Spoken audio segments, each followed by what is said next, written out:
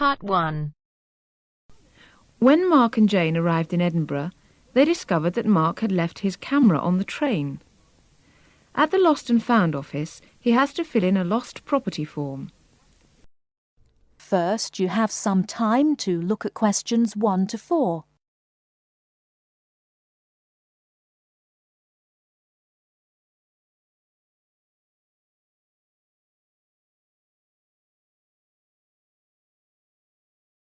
Now we shall begin. You should answer the questions as you listen, because you will not hear the recording a second time. Listen carefully and answer questions 1 to 4. Good evening, sir. Can I help you? Yeah, I think I left my camera on the train from London early today. Did you, sir? Oh, well. In that case, we'd better fill in a lost property form. Can you tell me your name? Yeah, it's Mark Adams. Okay. Your address? You mean in Britain or in the States? How long are you staying? Oh, I've still got a few months in Britain. Okay, then, can you give me your address here? Right. It's 21 Thames Drive, Leigh-on-Sea. That's Leigh on Sea, Essex.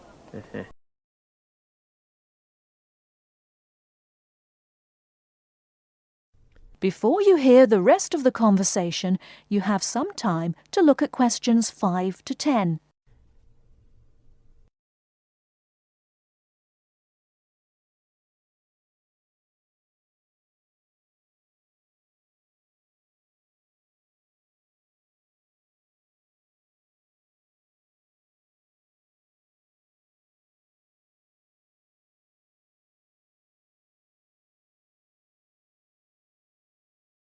Now listen and answer questions 5 to 10. Do you want the phone number? Yes, I'd better have that. Okay, 0702 35211. Thanks. And you say it was a camera. What make and model? It's a Ricoh. Ricoh. How do you spell that? Ricoh. Okay, got that. Now, you say it was the London train. What time did it arrive in Edinburgh? At 4:55 this afternoon. Exactly on time. Well then, if we find it, sir, shall we phone you? No, I think I'll drop in the day after tomorrow to check up. Right you are, sir. We'll do our best.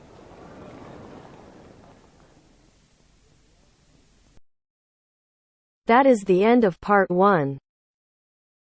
You now have half a minute to check your answers.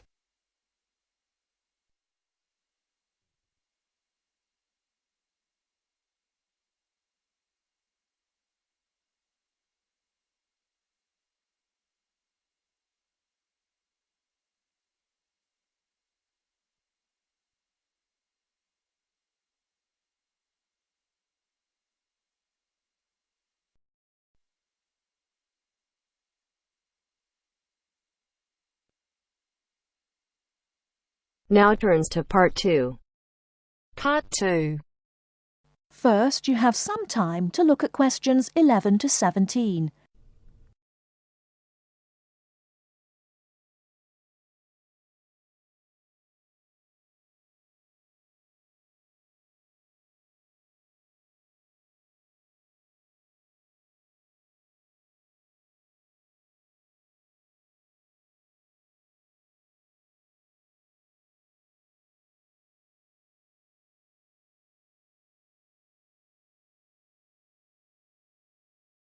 Now, listen carefully and answer questions 11 to 17. Hello, and thanks everyone for coming here today. I know it's always a bit stressful going for a job interview, but it's best to be prepared. For any of you who may not know me, my name is Fiona Ogilvie, and my job is to offer guidance and support for students with special needs. Now, you wouldn't be here today if you weren't interested in finding a job in the holidays. So let's get down to it and see what things you need to be looking out for. Most of you, I hope, will be applying for jobs with the companies that have been recommended by the university. The reason for this is that we here at the university already know these companies and have established good working relationships with them. I've also been to visit all of them and checked out the facilities they have to offer. You really need to make informed choices when you're looking for a job and make sure you know before you even get to the interview stage that your needs will be met. But I know that some of you are applying for jobs independently and have looked at companies outside the university recommended list.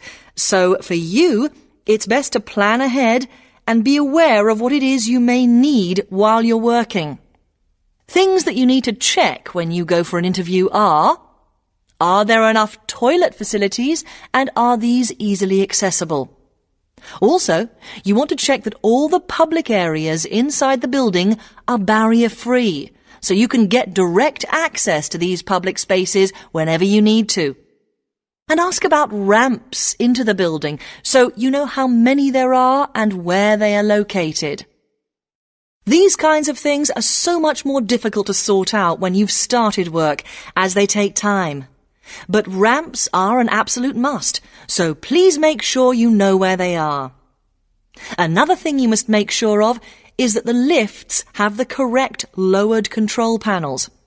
Ask if all the lifts have this facility or if it's only certain ones. Now, something I think that is often overlooked is working hours.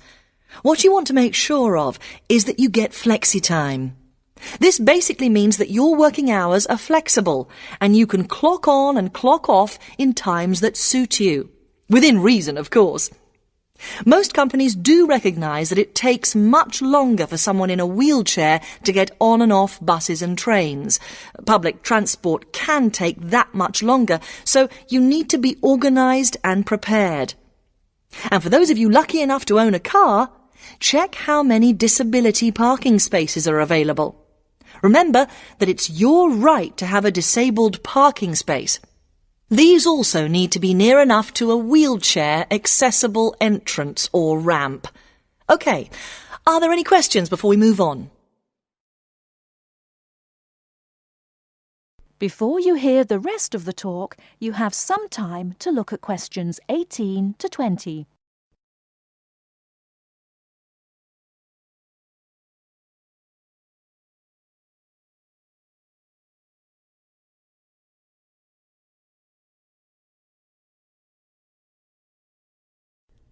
Now listen and answer questions 18 to 20. Right, let's move on then. Now I want to talk you through the series of visits to companies which we've got planned for next week. On Monday morning, we will be visiting the Lowland Hotel. They have various summer jobs available, working as a receptionist or conference organiser in their busy conference centre, organising and setting up conferences. You need to be prepared for working in an office environment and spending quite a bit of time talking on the telephone. The bus leaves for the hotel at 9 a.m, so make sure you leave yourself plenty of time to get there. When you arrive at the hotel, please gather in the reception area and wait for someone to take you to your first session, which will be a talk. The talk at the hotel will begin at 10 a.m, and then there will be a short tour of the hotel. There will be a light lunch provided, which is usually salads and sandwiches. The next place we'll be visiting will be on Tuesday afternoon. We'll be going to visit a little local company that makes handmade paper and cards. For those of you studying art, this may be just what you're looking for. We'll be taken on a tour of the company which lasts 3 hours. The tour will start at 3:30 p.m, and after that you'll have a chance to meet some of the staff. Tea and coffee will also be provided. We have no trips planned for Wednesday, but on Thursday morning we'll be going to Tobago Travel Agency. This is a very popular choice amongst our students because you can get student discounts on holidays. We've booked a coach for this, and it'll leave from outside the refectory at 8 a.m. You'll need to bring a packed lunch for this, so please don't forget.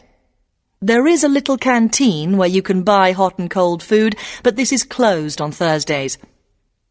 Friday, we'll be having representatives from all the companies visiting us, so you will have a chance to ask any questions, and of course, put your name down on the list if you're interested in working for them over the summer. This event will take place in the main hall next to the library, and it'll run from 10:30 until 4. I really hope you make the most of this excellent opportunity to not only earn yourself some extra money, but also to gain experience of what it's like to work. And if you'd like to find out more, then please ask some of the students who worked last year. They're all wearing green badges and will be happy to speak to you afterwards. That is the end of part 2. You now have half a minute to check your answers.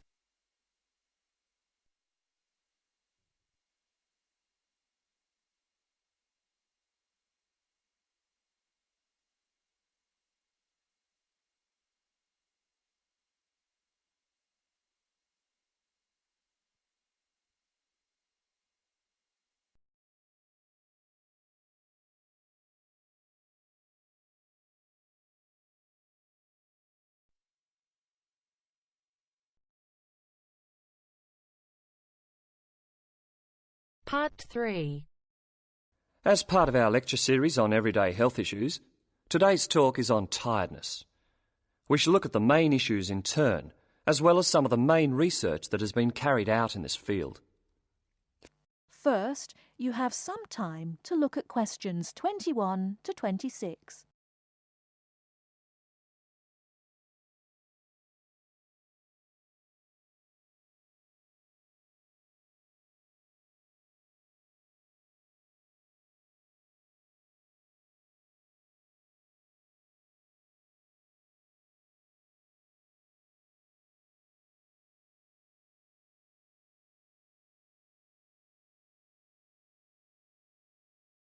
Now listen carefully and answer questions 21 to 26.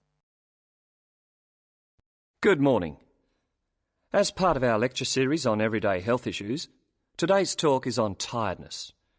We shall look at the main issues in turn, as well as some of the main research that has been carried out in this field. Firstly, it is clear that tiredness is on the rise. No official data exists on the rate of people reporting to doctors with recurring tiredness, but it's a very common complaint. Research suggests that people are not relaxing properly and often work when they do not have enough energy. Furthermore, products to boost energy are also on the rise. Sales of so-called energy drinks loaded with caffeine and sugar have grown by 23% over the last year. And this is not the only instance of an increase in products claiming to boost energy. Guarana, a herbal stimulant, can now be found in everything from chocolate bars to tea bags. Now let's examine what it is that's making people so tired. Dr. Liebhold, a Sydney GP, has done extensive research into this, and he believes that financial pressures, not taking holidays, and not having time off when you become ill due to fear of losing your job are all common causes. Some of the other suggested causes are low oxygen levels in offices, poor diet, or illness. The problem is that tiredness is a symptom of just about every kind of illness, which makes tracking down the cause all the more difficult. The next question to ask is, are people getting enough sleep? Dr. Mansfield from Melbourne's Epworth Sleep Centre, who specialises in sleep disorders, says insomnia often arises when people are going through a stressful period. Mansfield often needs to re-educate people in how to get off to sleep. He recommends keeping your body clock regular by going to bed and rising at similar times every day and not drinking too much caffeine. And there is some truth in the old story about having a glass of hot milk before bed. Milk contains the amino acid tryptophan, which has been shown to help induce sleepiness.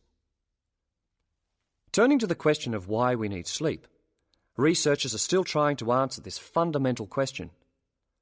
Sleep deprivation experiments have shown that after 14 days without sleep, rats will lie down and die. And after only 3 days sleep loss, humans get confused, forgetful, and start having hallucinations, So whatever sleep does, it is important. Before you hear the rest of the talk, you have some time to look at questions 27 to 30.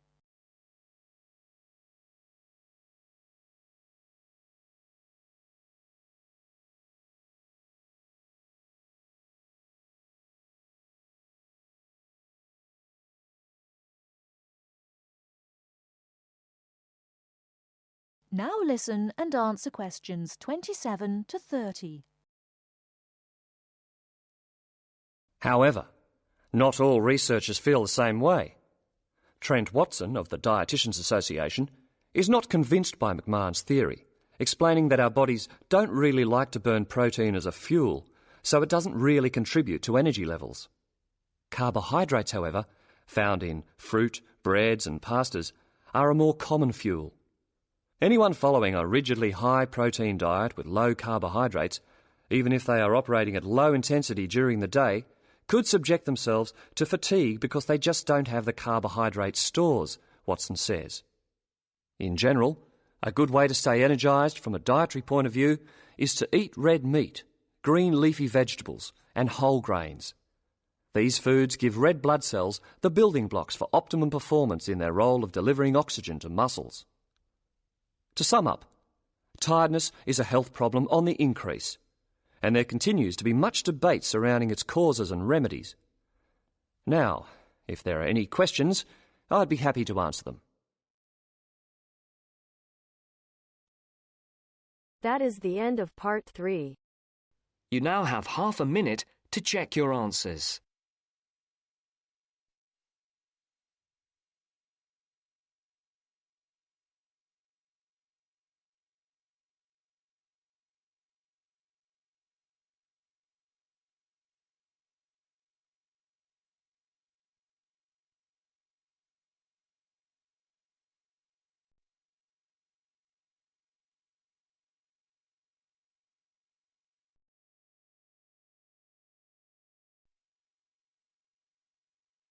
Now turns to part 4. Part 4. Now turns to part 4. Part 4. Well, it's the beginning of the digital age, and technology is all set to completely revolutionise the way we watch TV, videos and DVDs and play computer games at home. First, you have some time to look at questions 31 to 40.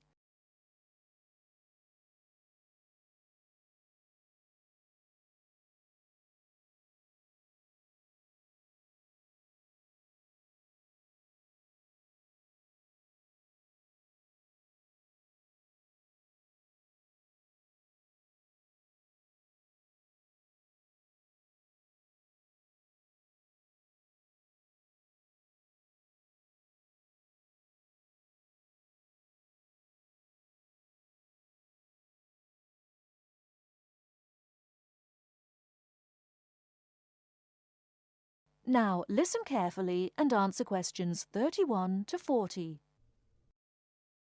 Well, it's the beginning of the digital age, and technology is all set to completely revolutionise the way we watch TV, videos and DVDs and play computer games at home.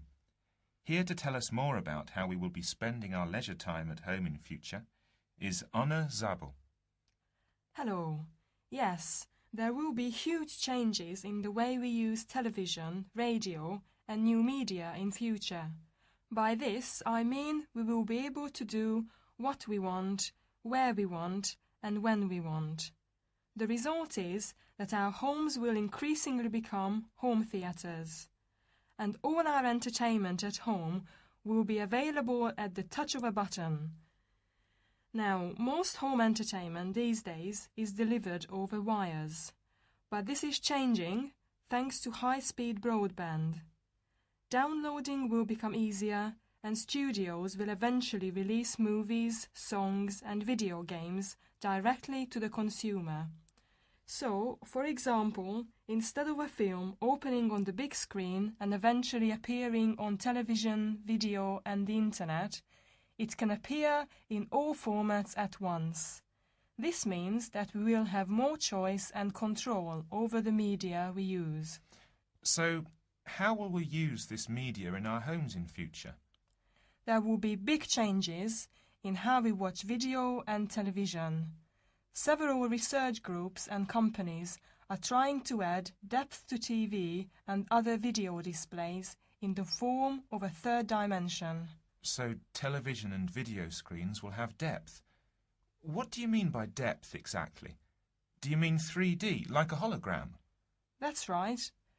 When we say that a hologram has 3 dimensions, it means that we can see not only up and down and left and right, but forwards and backwards too.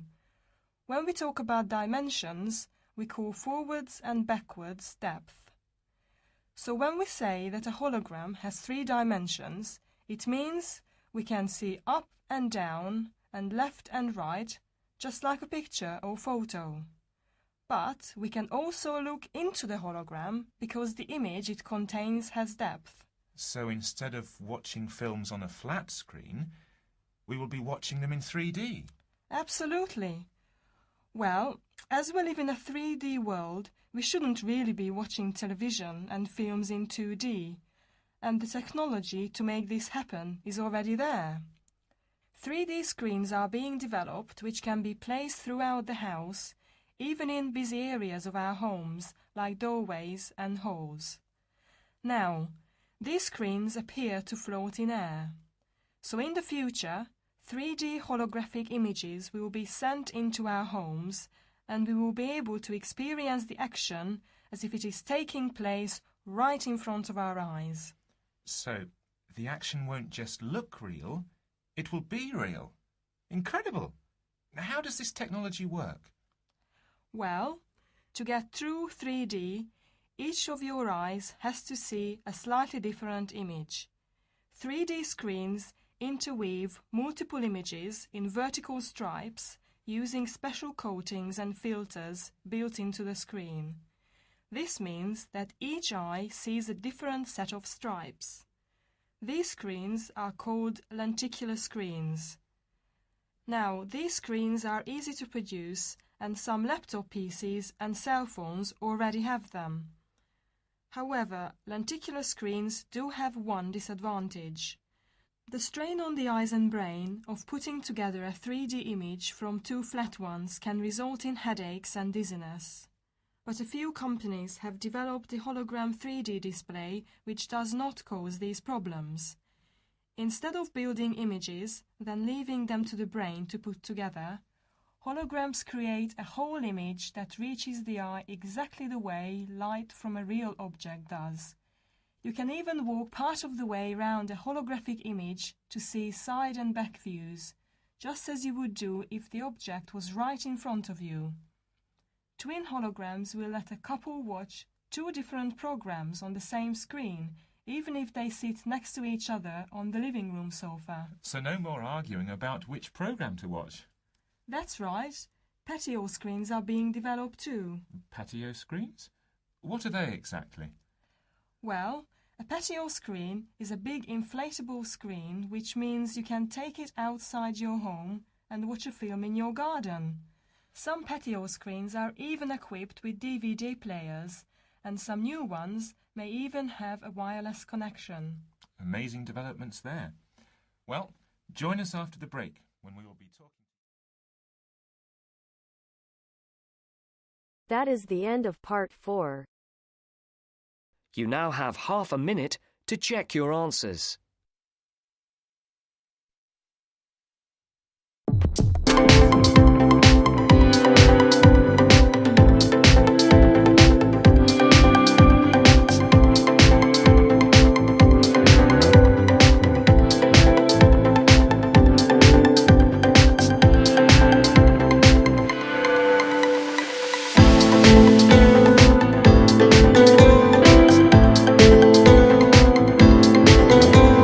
Okay, my tip number 6 is very simple but very effective, and that is utilize your time. Yes, because in your cue card, in your examiner will give you cue card with question card, and then he or she will ask you to use 1 minute. When you will be given 1 minute your ideas to prepare for the answer for that cue card. So I would advise you to utilize that 1 minute. Please note down important ideas, question yourself like how, what, why, visualize on the relevant ideas, note down the important ideas, and you can have a look on the paper while speaking, while elaborating your cue card. And you have to show that you are competent to express exciting ideas, interesting ideas that might be true. I mean, your examiner is not thinking in your ideas like what ideas were true, absolutely true, and no, he is not going to think about that. So you will be given mark whatever he will speak. I mean, you can just visualize the thing. I mean, you must be good at embellishing your answer. Embellish your answer mean extend your ideas, elaborate your ideas with interesting, relevant ideas, appropriate grammar, and don't let your examiner know that you have lack of ideas at all. I mean, your examiner should see that you have no lack of ideas, you have a load of ideas, and you can speak English fluently, automatically and naturally. You have no problem in speaking English. For example, like your cue card is about a small boy. So think about, visualize like why do you like that boy. You can think about the jumping chicks of that, a small boy or small girl, and you can think about how he or she waits for you, how he or she banged door, and what kind of activities do you do together, and how do you persuade that child or coax that child, cajole that child. I mean, persuade that child by giving maybe some candies or toffee, maybe chocolate. So think about all these ideas and how that child is wonderful, and like you can talk about the age of that boy and what he or she is doing. Like maybe he's kindergarten student, and how